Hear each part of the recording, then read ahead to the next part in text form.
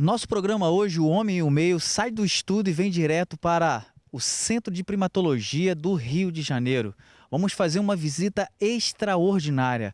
Você vai ter o privilégio de conhecer o maior centro de primatologia da América Latina, referência mundial na criação, manutenção e conservação de primatas. Acompanhe comigo. O Homem e o Meio, TV Arte, Rede TV+, Canal 57 Sumicity.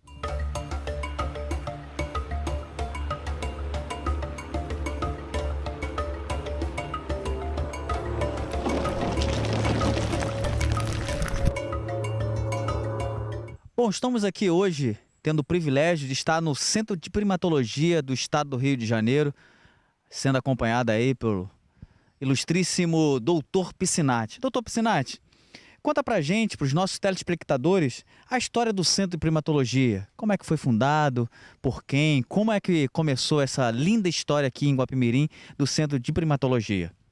Bom, isso foi uma ideia do professor Adelmar Coimbra Filho, e que ele já trabalhava com o mico-leão na década de 60, por estímulo da Academia Brasileira de Ciência. Tal. E depois disso, ele andando pela região de hoje, Casimiro de Abreu, Silva Jardim, por aí, levou alguns animais para o Rio e formou o Banco Biológico dos Micos-Leões, não é? Ali na Floresta da Tijuca e tal, atrás do Jardim Botânico. Bom, a partir dali ainda não havia sido formado o órgão ambiental do Estado, que veio a ser a FEEMA, isso mais ou menos final de 74 para 75, né, na fusão do Estado, dos dois A estados. antiga FEMA, Fundação Estadual do Meio Ambiente. Fundação Estadual do Meio Ambiente. Ele foi um dos diretores. E na formação da FEMA, além do Banco Biológico, vários outros órgãos menores, Instituto de Conservação da Natureza, e partes de outras instituições, foram formar um departamento dentro da FEMA, chamado Departamento de Conservação Ambiental, dirigido então pelo Dr. Adelmar Coimbra Filho. Ali dentro, trabalhando essa coisa toda, ele viu a necessidade de a gente montar um centro, idealizou montar um centro de primatologia. Por quê? O local onde nós estávamos lá como banco biológico era inapropriado por questões da legislação. E aí saiu isso. Da ideia, aí fomos correr atrás de projeto, de dinheiro e de área para montar essa coisa. E fizemos a andança para todo o estado do Rio de Janeiro, Maricá, em Papucaia e tal, até que viemos para cá, porque eu já conhecia isso daqui por conta da questão da água, que a Prefeitura de Niterói era dona de áreas aqui, em toda essa encosta, indo daqui até Cachoeira, como a área de captação de água para abastecimento de São Gonçalo e Niterói. Bom, aí indiquei aqui, viemos aqui, ele gostou muito da área, nós vamos tentar. E aí houve toda uma série de negociações e fomos em frente. Bom, não havia estrada, não tinha energia, nada. E então foi a partir dessa ideia que viemos construindo estrada, trazer energia, muito tempo depois a telefonia, e montar o primeiro núcleo, que foi o prédio principal, e um núcleo de 20 viveiros para os micos-leões. Nesse momento já tínhamos 3 espécies de micos-leões conosco lá embaixo, trabalhando. Essa, em geral, a história começa aí.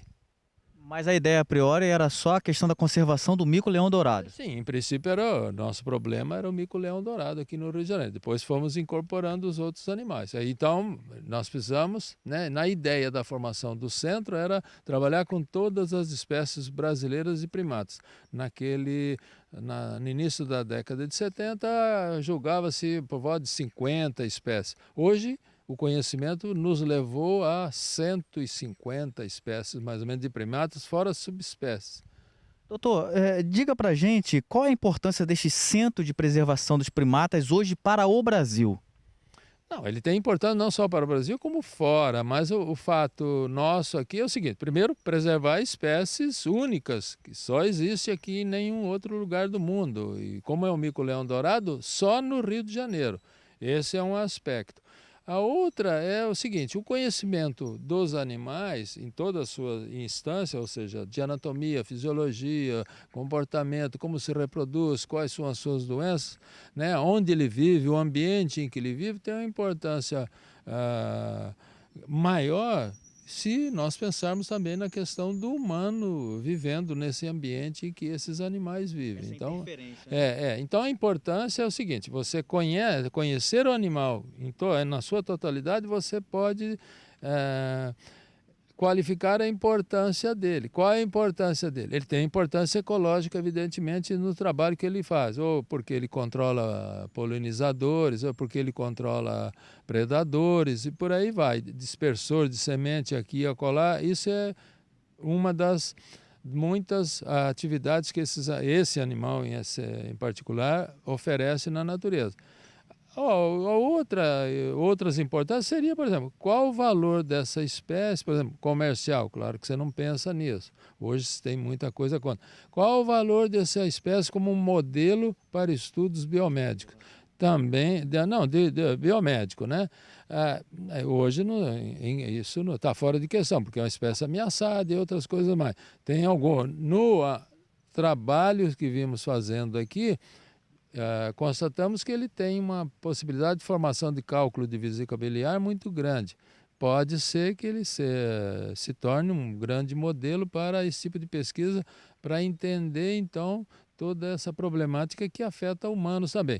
Mas isso tem muitas discussões, inclusive de pessoas contrárias a isso, de métodos alternativos e tal. Mas isso é a evolução da ciência, ela que vai nos indicar se há possibilidade de usá-lo ou não. Mas, repito, fazemos estudos científicos, mas os estudos científicos que aqui fazemos não incluem biomedicina, experimentação, essa coisa toda.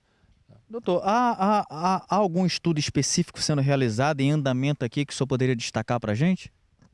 Tem vários estudos aqui, os genéticas, porque de genética com várias universidades aqui do país, de doenças, de a questão de interferência desses animais que foram colocados em lugares errados, a exemplo esse miquinho estrela tão comum em todas as nossas áreas municipais, que eu exemplifico como mico-leão de cara dourada, que é um exemplar, né, uma espécie vinda da Bahia que foi introduzida em área de Niterói. Não é um erro fazer isso daí. E aí nós estamos trabalhando, fazendo a retirada desses animais de lá, e daqui passa um tempo quarentenado, você faz uma limpeza, entre parênteses, desses animais do ponto de vista sanitário, e aí depois encaminha eles para reintrodução, ou seja, retorná-los à natureza no seu habitat de origem, que é a mata da Bahia. Então isso são uma das muitas pesquisas que a gente faz. Doutor, esses primatas, como o senhor disse, ele representa, por serem invasores, né, desta região, representa um impacto ambiental? Aqueles nós temos que conhecer a área de ocorrência original desses animais. Se eles estão fora dessas áreas, eles vão causar um impacto, porque você tem que entender processos evolutivos. Mico-leão, por exemplo, está na nossa área aqui há uns 40 milhões de anos, por aí, ou até mais, tem muitas discussões em cima disso. Então, nesse tempo todo, ele coevoluiu com outras espécies de inseto que ele come, de plantas que ele usa, frutos, então há um certo equilíbrio durante esse tempo evolutivo, ou seja, desenvolvendo mecanismo de defesa um contra o outro nessa história toda, e de estabilidade nesse tipo de convivência, de interrelações, tá ok? Então, se você traz um indivíduo novo para um ambiente, esse ambiente não reconhece ele, nesse tempo não reconhece, então ele pode fazer um dano muito grande. Sobreviver e causar um dano grande. É o exemplo desses saguizinhos que nós temos por aí, tal, que veio do Cerrado e que veio do Nordeste. Outras vezes pode ser que o animal não se adapte, ele vai, e até se extingue na área, porque não tem condições de adaptar, as condições são desfavoráveis e tal. Não tem um número grande de indivíduos para trabalhar essa questão da adaptação. Então, é um risco, isso sempre é um risco. Estamos hoje aqui no Centro de Primatologia do Rio de Janeiro, sendo acompanhado pelo gestor aqui do Centro de Primatologia, Dr. Piscinati. No segundo bloco você vai acompanhar quais espécies são tratadas aqui no centro, quais as peculiaridades, enfim. Acompanhe conosco, fique conosco, até já.